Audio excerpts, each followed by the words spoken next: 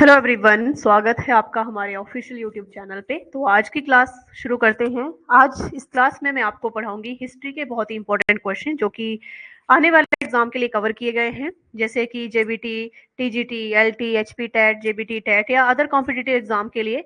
तो अगर आप हमारे new live online coaching batches join करना चाहते हैं तो उसके लिए आप हमें 8894592402 पे कॉल या व्हाट्सएप कर सकते हैं। ठीक है, तो चलिए क्लास शुरू करते हैं क्वेश्चन नंबर 1 से।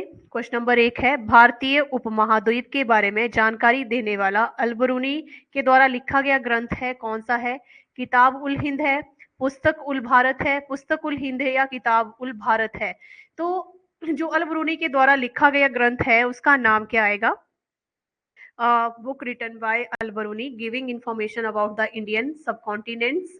तो इंडियन सबकॉन्टिनेंट्स के बारे में कौन सा ग्रंथ आ जाएगा जिसका नाम है ऑप्शन ए किताब उल हिंद आ जाएगा। कौन सा आ जाएगा? किताब ul Hind. Option first second जो है राइट आंसर रहेगा। ठीक है, किताब उल हिंद।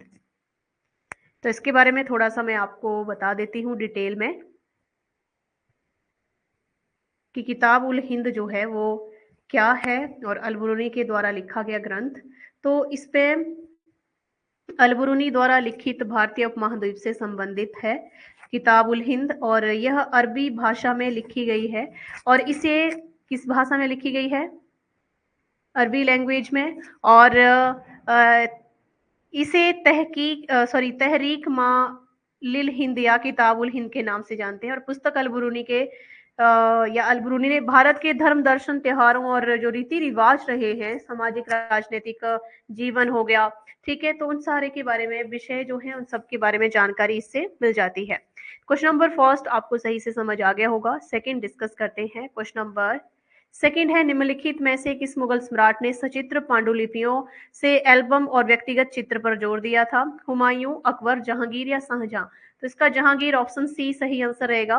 ठीक है, तो जहांगीर ने पांडुलिपियों से हटकर एल्बम और व्यक्तिगत चित्रों पर अधिक जोर दिया। और जहांगीर की जो रुचि थी संरक्षण और व्यक्तिगत भागीदारी में ने मुगल चित्रकला की शैली को विकास को बढ़ावा दिया था। ठीक है, और इसे मुगल चित्रकला का स्वर्ण युग कहा गया है। ठीक है, या इसी से मुगल चित्रकला का स्वर्ण युग जो था आया था। इसके बाद क्वेश्चन नंबर 3 है,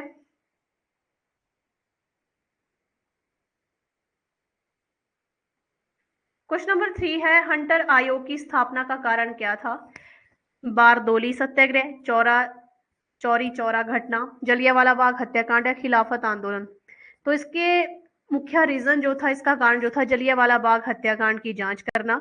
ठीक है, मतलब हंटर आयोग की स्थापना जो थी कब हुई थी? 13 अप्रैल 99 को ही हुई थी। क्यों हुई थी? क्योंकि जलियांवाला हत्याकांड का क्या करनी थी? जांच करनी थी।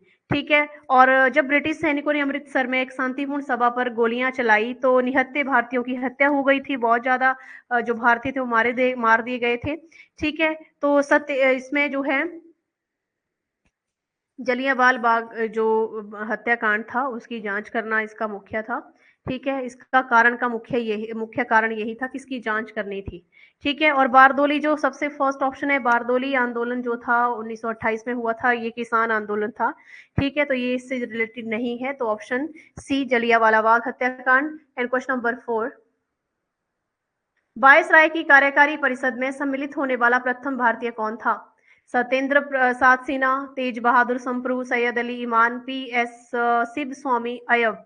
तो इसका राइट आंसर क्या रहेगा? सत्येंद्र प्रसाद सिन्हा जो थे ये वायसराय की कार्यकारिणी परिषद में शामिल होने वाले पहले भारतीय थे। ये जो थे 1909 के भारतीय परिषद अधिनियम के तहत जो थे विधि सदस्य के रूप में नियुक्ति इनको किया गया था। और इनकी नियुक्ति भारत में वायसराय और गवर्नरों की कार्यकारी परिषदों में भारतीय प्रतिनिधित्व की अनुमति देने की दिशा में महत्वपूर्ण कदम उठाया गया था। ठीक है, तो इन्हें जो था एसपी सिन्हा के नाम से भी जाना जाता है। 1909 में इन्होंने यहाँ पे शामिल लिए हुए थे, ठीक है, विधि सदस्य के रूप में। तो ये इसका राइट आंसर रहेगा option A. And question number 5 है, भारत में नील की खेती 20वीं शताब्दी के प्रारंभ में कम होने के कारण हुई थी। किस क्या कम होने के कारण हुई थी? तो नील की खेती में गिरावट के पीछे मुख्य कारण 19वीं शताब्दी में अंत में जर्मनी में कृत्रिम नील का विकास हो गया था। ठीक है, तो 20वीं शताब्दी की शुरुआत में भारत में नील की खेती में गिरावट का मुख्य कारण था कि नए आविष्कारों जो नए आविष्कार थे ऑप्शन बी के कारण विश्व बाजार में इसकी लाभहीनता हो चुकी थी, यानी लाभहीनता इसमें आई थी, यानी 19वीं शताब्दी के अंत में कृत्रिम नील रंगों का आविष्कार हुआ और जो प्राकृतिक नील की तुलना में सस्ते, अधिक स्थिर और उत्पादन में आसानी थे, उपलब्ध थे। तो इसीलिए ये इसका राइट आंसर रहेगा। इसके कारण जो थी ये कम हुई थी, नए आविष्कारों के कारण विश्व बाजार में लाभहीनता आ गई थी। ठीक है, एंड क्वेश्चन नंबर 6 है,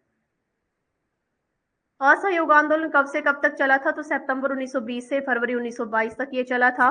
ठीक है, इस अभियान को पहली बार सितंबर 1920 में भारतीय राष्ट्रीय कांग्रेस द्वारा समर्थन दिया गया और कुछ स्रोतों के अनुसार इसकी शुरुआत वैसे 4 सितंबर 1920 को हुई थी। ठीक है, लेकिन ये चौरा घटना के बाद फरवरी 1922 में गांधी द्वारा इसे वापस ले लिया गया था। ठीक है, तो ये समय जो थी शुरू हुई थी और उस समय तक चली थी। एंड क्वेश्चन नंबर 7, दिल्ली के किस सुल्तान ने लौहरत की रीति को अपनाया था? इल्तुतमिश, बलबन, गयासुद्दीन तुगलक या अलाउद्दीन खिलजी? तो बलबन ऑप्शन बी जो था, बलबन दिल्ली का सुल्तान था जिसने अपने प्रतिद्वंदियों को दबाने और अपनी शक्ति को मजबूत करने के लिए रक्त और लौह की नीति अपनाई थी और इस नीति में व्यवस्था बनाए रखने और सल्तनत पर अपने शासन को मजबूत करने के लिए दुश्मनों और विद्रोहियों के खिलाफ क्रूर उपाय और कठोरता शक्ति का प्रयोग इसमें किया गया था। तो बलबन के द्वारा अपनाई गई थी। एंड क्वेश्चन नंबर 8 है, क्वेश्चन नंबर 8, सैयद राजवंश की स्थापना किसने की थी? हिजर खां, बहलोल खान और निजाम खां, मोहम्मद बिन फरीद? तो इसकी जो स्थापना थी, सैयद राजवंश की स्थापना खिजर खां, ऑप्शन 1 सही रहेगा। इन्होंने 1414 ईस्वी में दिल्ली सत्ता संभाली और तैमूर के आक्रमण और तुगलक वंश के पतन के बाद सैयद वंश की क्या रखी थी? नींव रखी थी। तो 1414 ईस्वी में स्थापना की किसने की? खिजर खां ने की थी। एंड क्वेश्चन नंबर 9 है, चार मीनार का निर्माण किसके द्वारा किया गया था? मोहम्मद कुली कुतुब शाह, हुमायूं, अशोक या नरसिम्हा? तो इसका राइट आंसर रहेगा मोहम्मद कुली कुतुब शाह रहेगा, ऑप्शन 1 सही है। ठीक है, लगभग 1591 ईस्वी में प्रसिद्ध स्मारक और मस्जिद का निर्माण करवाया गया था जो हैदराबाद के तेलंगाना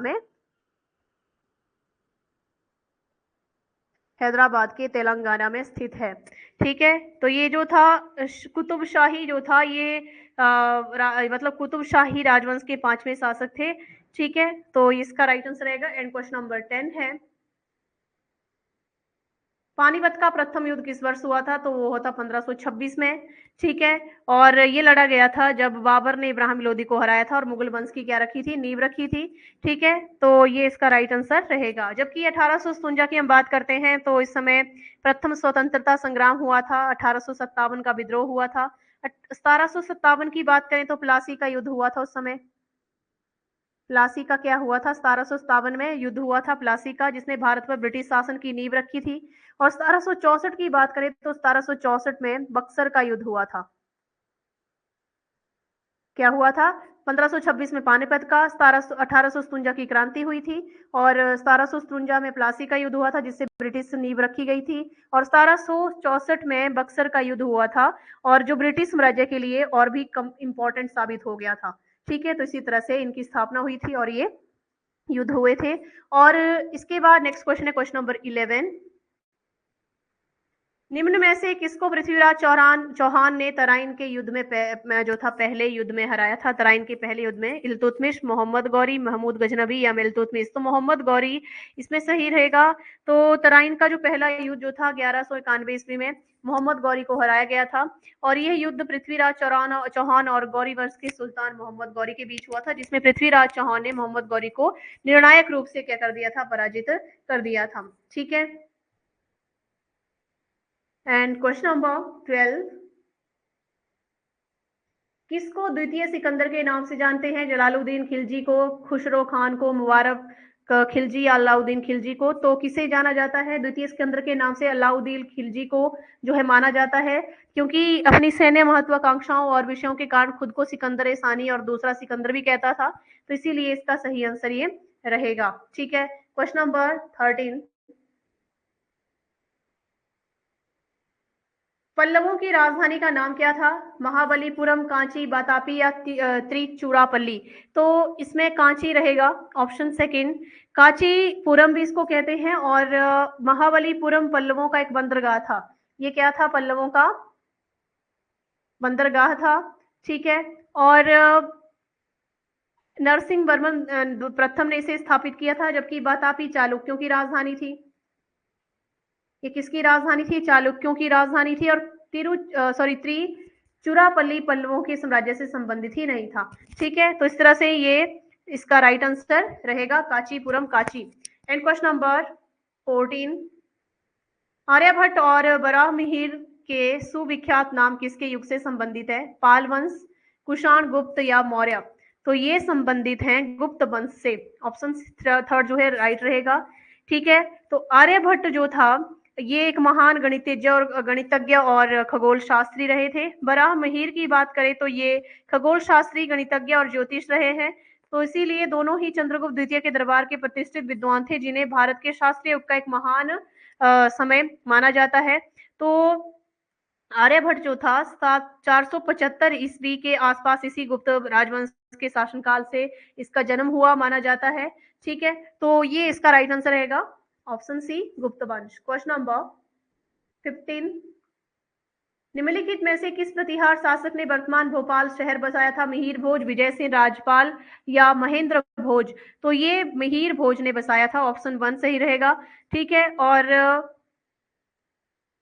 प्रतिहार वंश का सबसे महान शासक भी मिहिर भोज ही था। लगभग 836 से लेके 885 ईस्वी तक इसने क्या किया था? 885 ईस्वी तक इसने शासन किया था। और भोजपाल भोपाल नामक नगर की स्थापना की, जो वर्तमान में भोपाल शहर के नाम से विख्यात है। क्वेश्चन नंबर 16, अकबर की दूसरी राजधानी क्या थी? फतेहपुर सिकरी, दिल्ली, पटना, आगरा? तो फतेहपुर सिकरी जो थी इसकी दूसरी राजधानी थी। 1571 ईस्वी में अपनी राजधानी आगरा से स्थानांतरित करके इसने फतेहपुर सिकरी को बनाया था।